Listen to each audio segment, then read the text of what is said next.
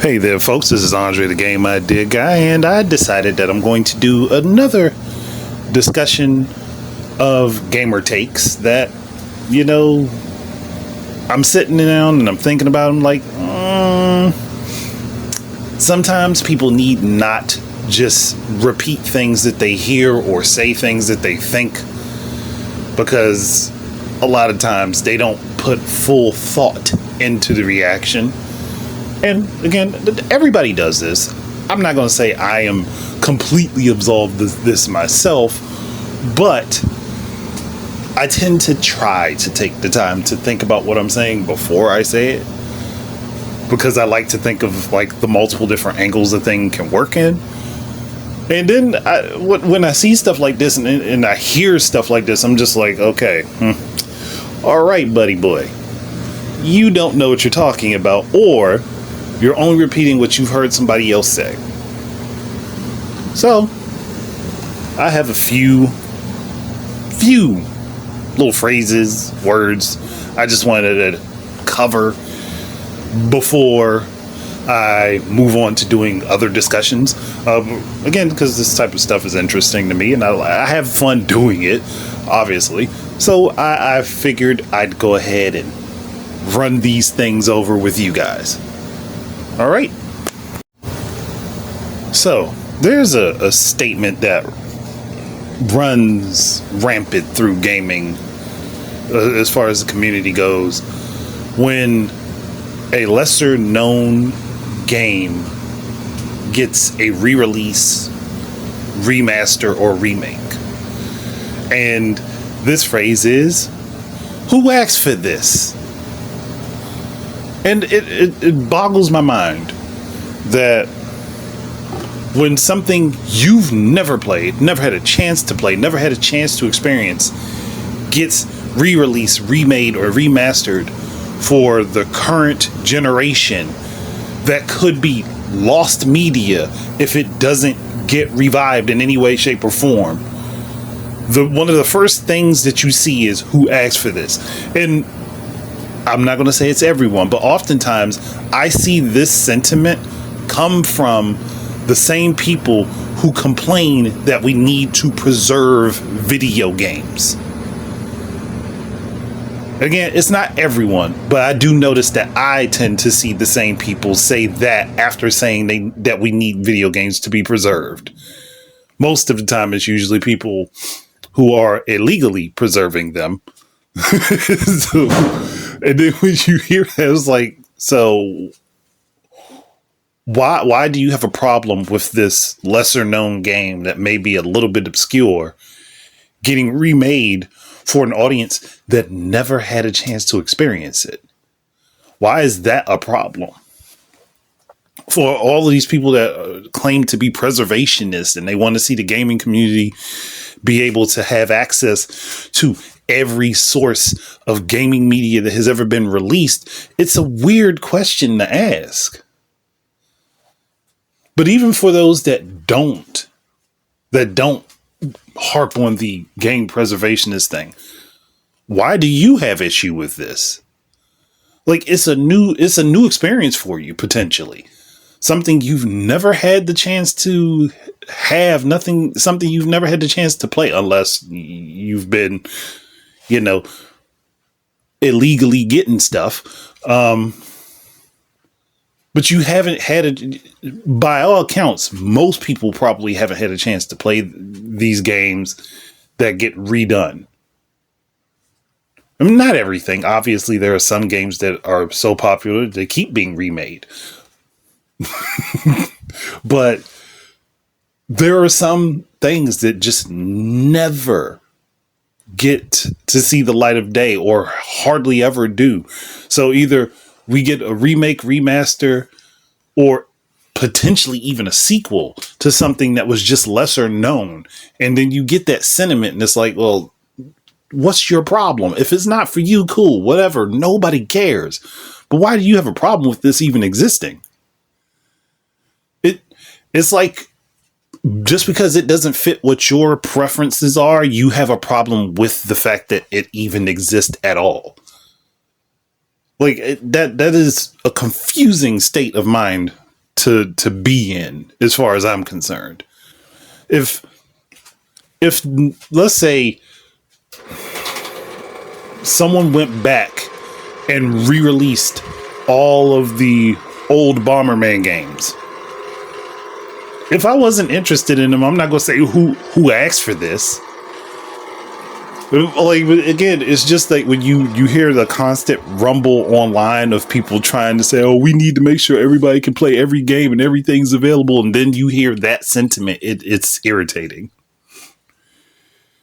It becomes highly irritating, especially because you're sitting down going through all of this discourse about different things in gaming, and then that pops up. That to me, that's one of the more annoying things. Like, if you're not interested, cool, move on. But don't ask who asked for this, because somebody obviously somewhere is going to want to play it.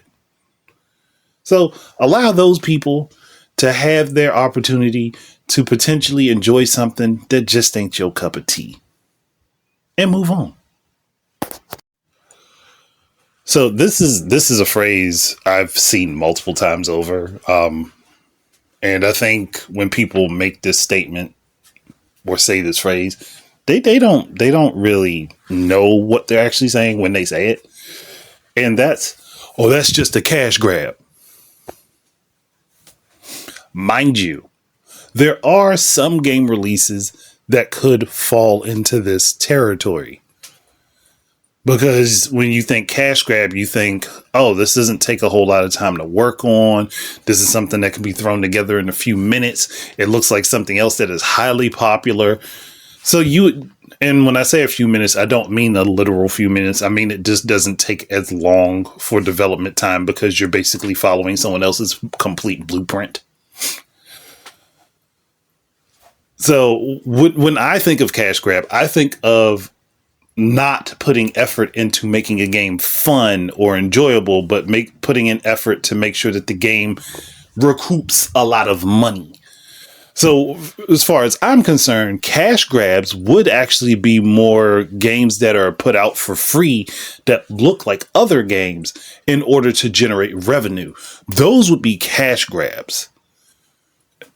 Again, that's how I see it. I mean, maybe I'm the minority in this one. Maybe I might be the one that's not thinking logically. But when I think cash grab, and I will say this. People will say Nintendo makes games that are cash grabs. Not very often. Well, you want to know what's cash grabs as far as Nintendo is concerned? There's stuff that's on mobile. Stuff that's on mobile is cash grabs for Nintendo, especially Fire Emblem Heroes. That game was put out there for free and people just dumped money into it. That was a cash grab. It wasn't a complicated thing to set up. It didn't take their teams a very long time to come up with the concept and develop it, even though they did put a lot of work into making it interesting. But that's a cash grab. That game is meant to cause you to spend money to try to grab up as many of the different versions of the heroes as you can. That's a cash grab. But even without spending money, you can actually pretty much get the full experience. But still, that would be considered a cash grab. Now, if you see that there is a game series that has games repeatedly, and I mean different games repeatedly, that I wouldn't consider a cash grab. I would consider that, it's a popular series. It's easy to want to continue working on it. Like, people forget that gaming is still a business. Even if the business is entertainment and enjoyment, it's still a business. The companies still want to make money. So it's like when you hear that, you see this statement and you hear this, is like, what do you mean? Do you actually even know what you're talking about at that point? Some people don't. Some people don't. Oh man. I would, as much as people might enjoy The Last of Us, I would consider the fact that there are only technically 2 games in the series, but a bunch of re-releases for it. I would consider that cash grabbing.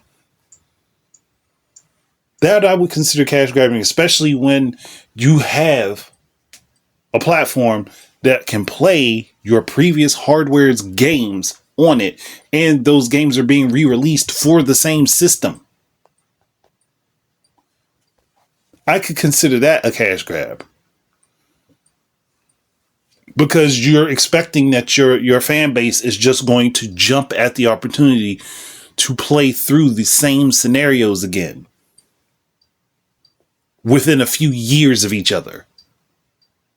Not 7, 8, 9 years apart. A few years, like maybe 2 to 3. I would consider that more of a cash grab than we have a long-standing series that just has multiple iterations. The Last of Us only actually has 2 games. 2. And we still haven't seen what the third one's supposed to look like. So, again, crash grab for me. Constant re-release of the same thing. So Capcom did that quite often during the 90s. And games that are meant to cause you to dump money into them, like Fire Emblem Heroes. Gotcha games. Or Candy Crush. Free to play, expensive to keep up with. Hell, Fortnite would even be a cash grab, technically, but I think it's one of the more decent cash grabs. It's not as egregious. I'd put it more toward the same category as I put Fire Emblem Heroes in. It's a cash grab, but it's not a horrible one. You can skip buying all the extra stuff and still find enjoyment in the game. Now, this statement I've seen several times, and I actually got a comment on a recent video. I'm still determining if I'm going to do a full response to that as just a discussion video, or if I'm going to go live and do it. Having a hard time making a decision on that. By the time this releases, I'll probably have already made the decision. But there's been this thing saying Nintendo is going the way of EA, Activision, and such, and I'm like, are you blind? Like, really? Are you blind? Like, for all the chaff that people could give Nintendo, one thing I can say, I've yet to hear that they intentionally treat their employees poorly. Now, there have definitely been reports of grievances against Nintendo, but it generally usually comes down to the way stuff is being worked on, that they disagree with their developers. It's never, we just treat people like crap. So I hear that, and then I hear like the stuff about EA and stuff that happens with Activision, even Ubisoft and stuff like that. And my mind sits there and I'm like, I'm checking, I'm referencing. I don't remember anything like that being stated about Nintendo. Again, there are some people that have their personal grievances with the company, but I've never heard anyone going out their way to say, oh, Nintendo treated us like garbage. And our female staff was constantly SA'd. We had rooms dedicated to assaulting people. None of that crosses my mind. I mean, from what I can see, and what's available publicly, Nintendo's employees are generally happy.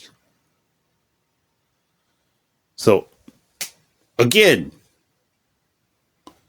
I would not say they're the same. And if somebody's talking about like they're trying to make money, again, gaming is a business.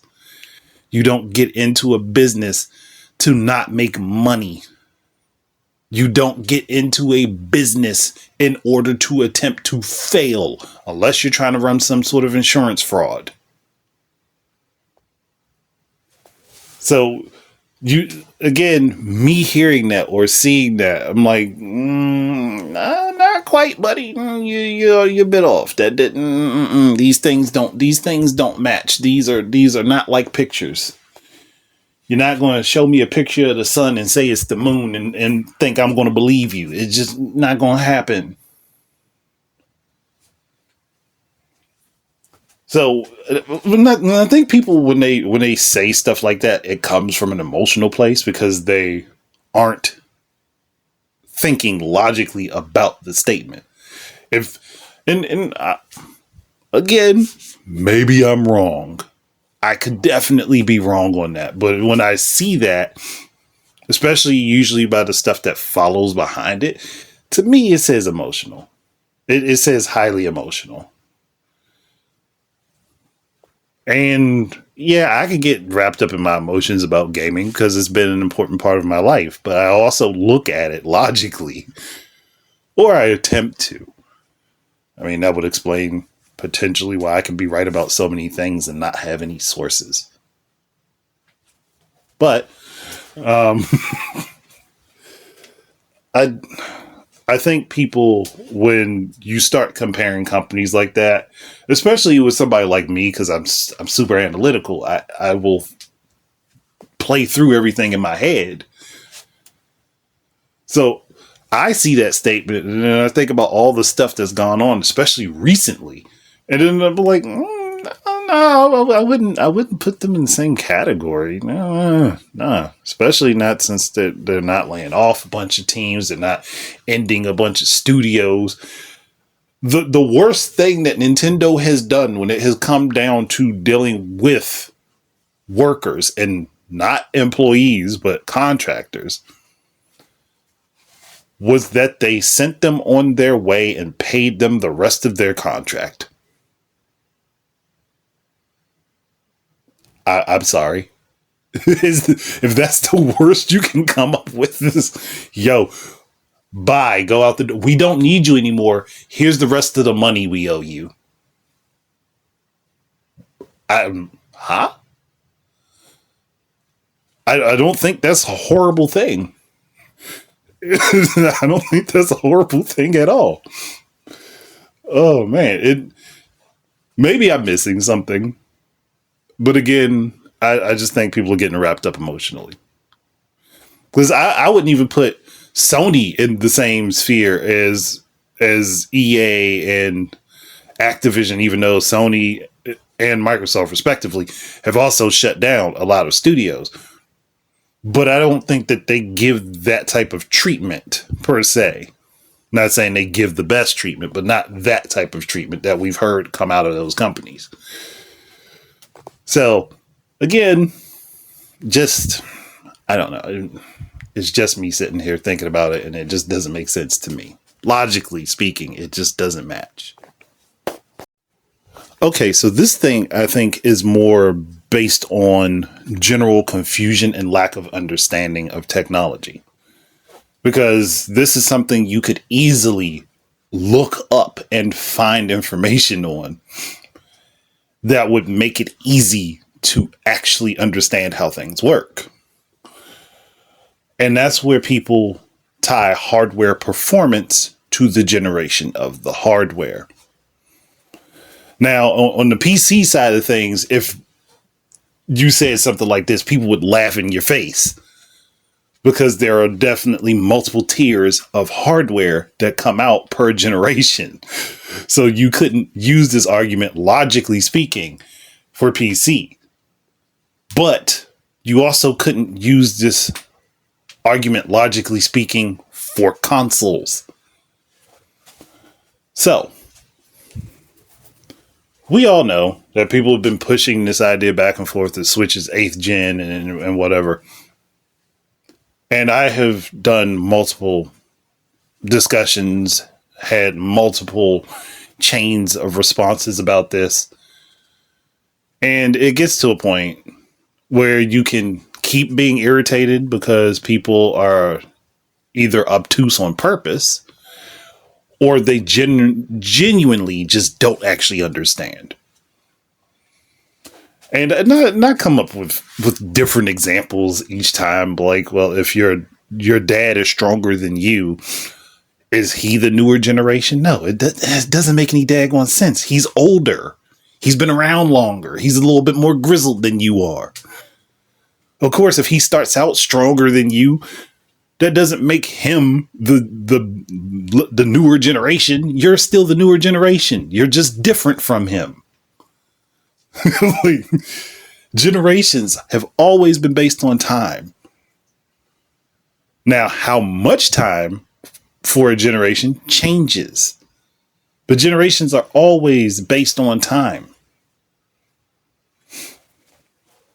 And when you get people muddying the waters with that, going back and forth, it becomes a problem because it makes it less clear to make things understandable for people. And gaming media is huge in perpetuating this. They definitely perpetuated the hell out of this, especially when Xbox One X and PS4 Pro had to be released for Sony and Microsoft to have something to answer what Nintendo was doing with the Switch, because they didn't know what was happening with it. And in doing what they did, they also force increased budgets for video games. Because if we're honest, what the Xbox One X and PS4 Pro were could have been completely new consoles. But because they had already released those machines and they had to go higher in order to be better than the machines that they had already released, that meant huge increases in development cost and development time. Thank you, Microsoft and Sony. But them doing a mid-gen refresh is not the same as Nintendo releasing brand new hardware that is completely different to anything else they had. And yes, they have worked with ARM processors before because that's what they were working with in their handhelds. But when they decided that they were going to completely jump over to blending both their home and handheld divisions together and focusing all that effort on one platform, and they made the Switch completely different from the Wii U, it's a different machine. It's a new generation for them. It's something that followed their previous generation. And I've said it before. Even if you try to argue that it's a handheld, it followed the 3DS. 3DS was their 8th gen handheld. You want to argue it's the home console? It followed the Wii U, their 8th gen home console. And the muddying of the waters doesn't really work because then you have to take into account other hardware discrepancies like the Dreamcast being released early and starting the 6th gen. But I also had someone try to say, well, you could argue that the Dreamcast was 5th gen. No, you can't. You can't argue that the Dreamcast was 5th gen because the Dreamcast literally replaced the Sega Saturn, which was Sega's 5th gen console. There's no, oh, yeah, you can make that argument. No, you can't. Sega jumped the gun, but they replaced the Sega Saturn with the Dreamcast. Once they basically cleared out stock for the Sega Saturn, the Dreamcast came into place. They were not sitting on sale at the same time in general retailers.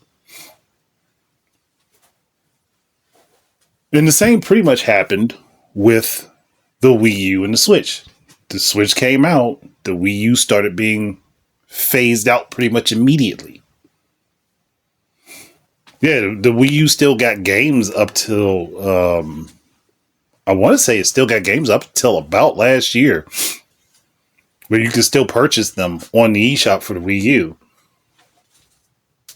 But the Wii U was pretty much phased out. Nintendo has stopped making games for it themselves and phased it out. It was replaced by the Switch. It wasn't an addition to the Switch. The Switch wasn't an addition to it. They're completely separate machines. And the only argument that you could make is that the Switch and 3DS were on sale. We're still currently getting games at the same time. And it just took Nintendo longer to phase the 3DS out because it was more successful. And they had already had a bunch more projects lined up for it. But they still eventually stopped making games for the 3DS and focused on the Switch. So when people get into these types of things with me, I'm sitting here like, but logically it doesn't track. Microsoft and Sony have a habit of hanging on to their previous hardware. Well, specifically Sony, because Microsoft really didn't do that much. They did it with the 360 to the Xbox One, but it's kind of understandable. They really didn't have anything much going for the Xbox One at the time. Same thing for, well, I guess you could say the same thing is happening with the Xbox One now. Yeah, so Microsoft and Sony do have the habit of hanging on to previous hardware, especially because they have trouble with stuff being out on their newer hardware. But at this point, Sony should be transitioning away from PS4.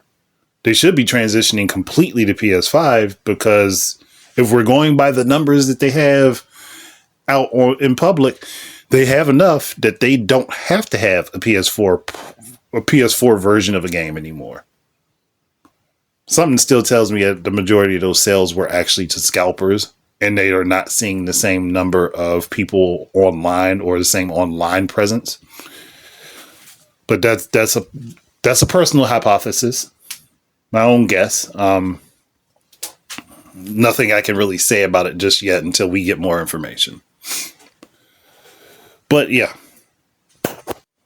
sorry to go off on a side tangent, but yes, game generations or console generations are based upon time, when they release, and if the thing that is released is replacing something else. Not it's being added to the market at the same time, it's actually replacing it. That's how generations work. Okay, so this should be super easy to understand, but it seems like, again, people just don't get it. Well, if a game is not looking good or performing well on the hardware that it is being pushed onto, it's the hardware's fault.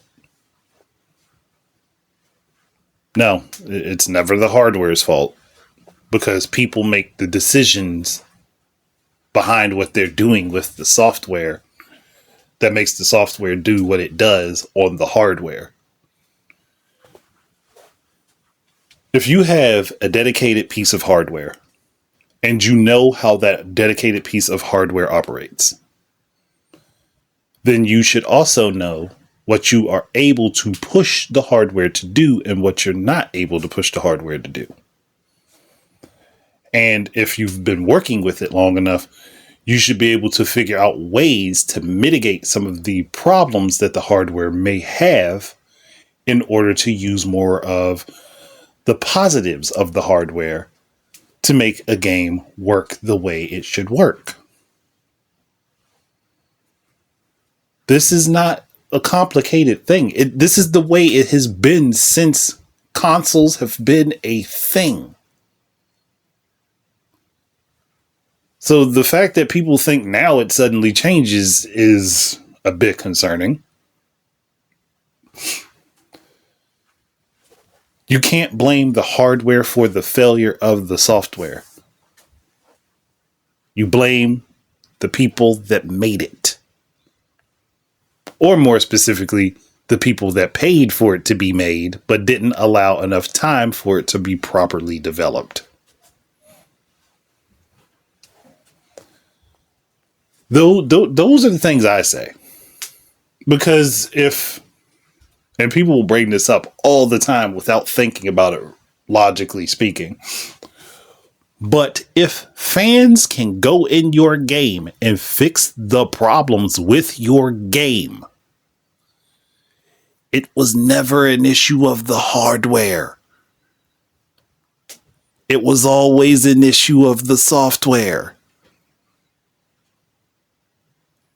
Because in order for the hardware to be the problem, the hardware has to literally be the problem. But if you can go in and fix the issues in software, the hardware is not the problem. And the hardware was never the problem.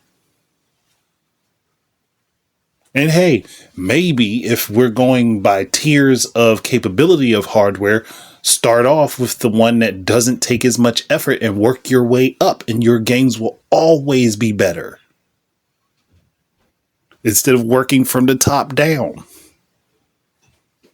I mean, that's a thought. It comes down to the way that games are being developed and how their development is being handled. As I've said it multiple times before, different types of hardware have different types of requirements.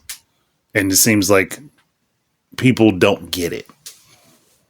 What you would use for a console sporting ARM hardware to get it to work proficiently is not going to be the same as what you would use for something that is x86 based. It's just not going to work the same way. Yes, there are definitely some things that cross over between the two, but there are still differences that require being considered. Just like an NVIDIA GPU is not going to operate the same way as an AMD GPU. Again, there's crossover between them, but they're not exactly the same. And even among the different companies, you're not going to tell me that a GTX 1080 is going to work the same way as a GTX 1050 Ti. It's not exactly the same. Yes, there's crossover, there's similarities, but there's still differences. And those things have to be considered. You have to think about that. Which it makes me question, like, how can this be considered for PC, but it doesn't get considered for the console space? Like, how do we absolutely make these considerations for the PC space, but we don't make it for the console space, which is dedicated hardware that doesn't change? Especially in the case of the Switch, all of the iterations of it have the exact same hardware. Or specs, I should say. They have the exact same specs. I can't say hardware per se, because I know some minor pieces change. But they all have the exact same specs, minus storage. So it makes you question if people actually get that. Again, if I see that a fan hack of a game can remove performance issues, then it was never a hardware issue in the first place. It was always a software thing. So that's where my mind runs. If fans can hack a game and remove limitations of the game that potentially break the game, it was never hardware, it was software. Especially because you can then take those hacked versions of those games and play them on legitimate hardware without an issue. It was the software. Just a bit of food for thought for everybody. That's it. Okay, so I'm done with that. Hopefully what I said made sense to people. If it didn't, let me know. Maybe I can try to re-explain it in a comment, because I probably rambled and mixed up some words. And if that happened, my bad. But we can fix that particular issue. Otherwise, thank you guys very much for listening in. Keep your eyes and ears out for more stuff from me. And until the next time, people, enjoy your games and peace out, everybody. This is Andre, the Game Idea Guy, and I'd like to thank you once again for tuning in. If you would be interested in supporting my efforts in content creation, please head on over to Amazon and look up The Game Idea Guy Presents Gaming Word Search, and you will find both Volume 1 and Volume 2 up for sale. Thank you very much once again, and I hope to be able to create more content for you in the future. Peace out.